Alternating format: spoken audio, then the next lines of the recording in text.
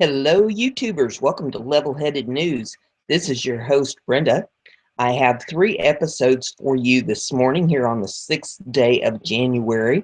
Happy Friday to everybody. The URLs for these articles are, of course, in the description of this video, so you can pull them up and take a look at the videos in them and check out the links. The first article I have is off of foxnews.com, and it says, hate crime charges filed in Chicago beating streamed on Facebook Live. Hate crimes and aggravated battery charges were filed Thursday against 4 African-American suspects who police say tortured white men for as long as 48 hours while shouting racial and anti-Donald Trump slurs. And part of the attack was streamed on Facebook Live. Let me be very clear. The actions in that video are reprehensible, Chicago Police Superintendent Eddie Johnson told reporters during a news conference. The suspect, Jordan Hill, 18, Tesfaye Cooper, 18, Brittany Covington, 18, and Tansia Covington, age 24, were set to appear in Central Bond Court on Friday afternoon. Police on Thursday filed in detail from the case. The 18-year-old man's parents had dropped him off at a McDonald's in suburban Streamwood last weekend to hang out with Hill, who took him in a van to see the rest of the group in western Chicago, investigators said, adding that the man didn't seem to know Hill had just stolen the van. The man's parents apparently thought he'd be spending the night with friends, according to police. They said he and Hill had gone to school together in Aurora, although they didn't see each other frequently. Instead, investigators claimed the group kidnapped the man, keeping him tied up for hours or more with his mouth taped shut in an apartment on the city's west side. The video showed him cowering in a corner while someone yelled F white people and F Donald Trump. At one point, the man was held at knife point and told to curse the president-elect. So showed the man being kicked and hit repeatedly while his scalp was cut. The group apparently forced him to drink water from a toilet. The worst of the attack had started out as a play fight that ultimately escalated, police said. They told reporters the man slept in the van during the ordeal. The man finally escaped on Monday after a neighbor on a lower floor of the apartment building complained about the noise and threatened to call the cops, police said. They told reporters the suspects barged into the neighbor's apartment, giving the man an opportunity to get out. The 4 also faced burglary charges in connection to the break-in. A police officer finally encountered the disoriented man walking down the street on Monday wearing only an inside-out tank top, jean shorts, and sandals, despite the frigid weather. The officer said it was clear the man had been bloodied and battered. Police became aware on Tuesday of the heinous video footage, Fox 32 reported. White House Press Secretary Josh Earnest said if he thought the incident was a hate crime, but did discuss the callous nature of the crime. They do demonstrate a level of depravity that is an outrage to a lot of Americans, Earnest said. I have not spoken to the president, but I am confident he would be angered by the images depicted. The suspects could be heard saying they wanted the video to go viral. Now they face a bevy of charges. Hill was charged with aggravated kidnapping, hate crime, aggravated unlawful restraint, aggravated battery with a deadly weapon, robbery, residential burglary. Cooper was charged with aggravated kidnapping, hate crime, aggravated unlawful restraint, aggravated battery with deadly weapon, and residential burglary. Brittany Covington was charged with aggravated kidnapping, hate crime, aggravated unlawful restraint, aggravated battery with a deadly weapon, and residential burglary. Tanisha Covington was charged with aggravated kidnapping, hate crime, aggravated unlawful restraint, and aggravated burglary with a deadly weapon. Hill is from Carpentersville, and the others are Chicago residents. That is just disgusting what they did to that fella. The next article I have for you is off of the dailysheeple.com, and it says CNN on black people who kidnapped and tortured white mentally challenged man live on Facebook. He says, I don't think it's evil. Mainstream media talking heads propagated the racism only happens against black people and minorities narrative are having a really hard time spinning that what is blatantly obvious in your face could be more obvious if the perpetrators were all wearing shirts at the time that said, we're committing a hate crime right now. Black hate crime against a white person.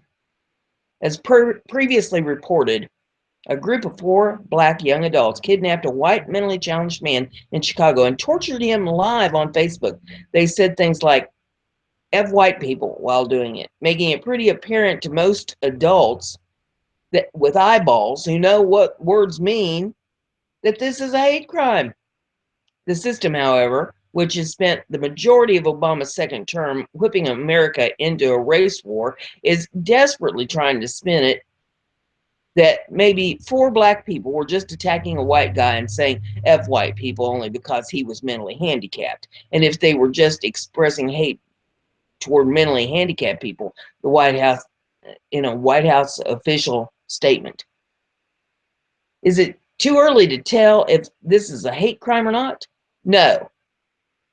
Handicap is probably the reason they were so easily able to kidnap the man in the first place. These demonic subhumans weren't saying at people in the video, now were they? Well, now Chief CNN puppet Don Lemon of drunken 2016 New Year's Eve triad fame actually sat up on television and argued with a guest who referred to these people's actions as evil. Columnist Matt Lewis referred to the disturbing event as sickening and said, at the end of the day, you just try to wrap your head around evil. That's what this is. It's evil. It's brutality. It's man's inhumanity to man. Don Lemon, however, managed to disagree, saying, I don't think it's evil, stammer. I don't think it's evil. I think these are young people, and I think they have try that again, and I think they have bad home training. And there's some video in this that you can watch, and there's some tweets here. Bad home training. Here's what some of these tweets say. It says, bad home training. Don Lemon, they didn't steal a cookie before dinner. They kidnapped and tortured a man while screaming F white people. Another one says, bad home training is chewing with your mouth open. Kidnapping and torturing is evil. Another one says, bad home training. Are you kidding me? How far are you willing to take your own narrative? Despicable at any level. And there's more of them here. And the article goes on and says, thinking, no, my parents never specifically told me kidnapping and torturing people is bad. They didn't have to, because that's just something the majority of everyone inherently knows is bad. So let's try to get this straight. Kidnapping someone based on not just their vulnerability, but more specifically their race, and then torturing them live on Facebook by cutting them and forcing them to drink toilet water isn't evil, Don Lemon says. Wow. Can you just imagine Lemon's dramatic outrage if this has been a mentally challenged black kid yanked off the street by a group of giggling white people filming themselves torturing him, saying F Obama, F black people? Would have cried and held a candlelight vigil on the air. Some might wonder how an agenda-driven propagandist race baiter like Don Lemon sleeps at night or is able to look himself in the mirror every day. Considering his net worth is $3 million, he probably sleeps very well on high thread count Egyptian cotton sheets. Keep in mind, CNN is the same news outlet that painstakingly listed out every instance of supposed hate crimes against minorities after Trump was elected, most of which were compromised without witness, in other words, easily hoaxable.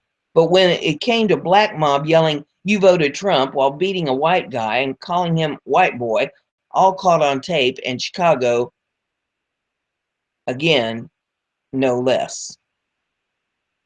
The outlet refers to it with lines like, "And it's not just incidents of hate crimes that have happened since the election. There have been reports of other attacks too." See how they did that? Apparently it's another attack, according to CNN, not a hate crime. And they've got some more video here in this. It says, because of the world of liberal mainstream media, race baiting, hate crimes simply can't happen to white people ever, even when hate crimes are clearly happening to white people. The next article I have for you is off of Christian Truther.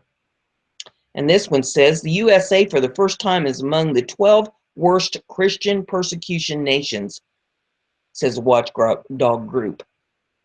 In an unbelievable turn of events, the Christian nation, that was the USA, has now made the list of 12 worst Christian persecution nations.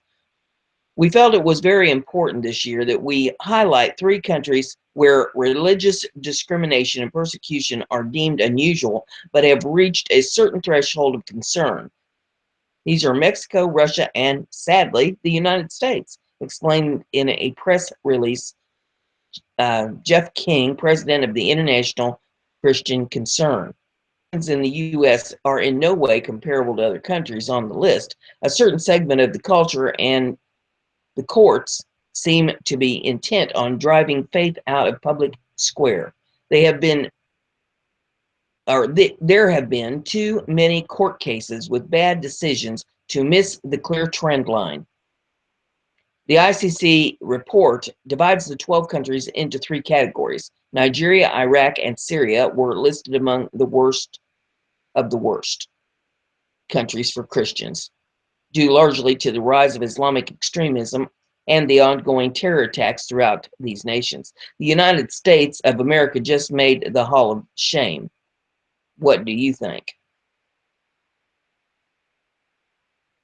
And the final article in this episode of Counter Current News. It says, how's this allowed? Wild buffalo rounded up and kept without food or water to protect the Dakota Access Pipeline construction site.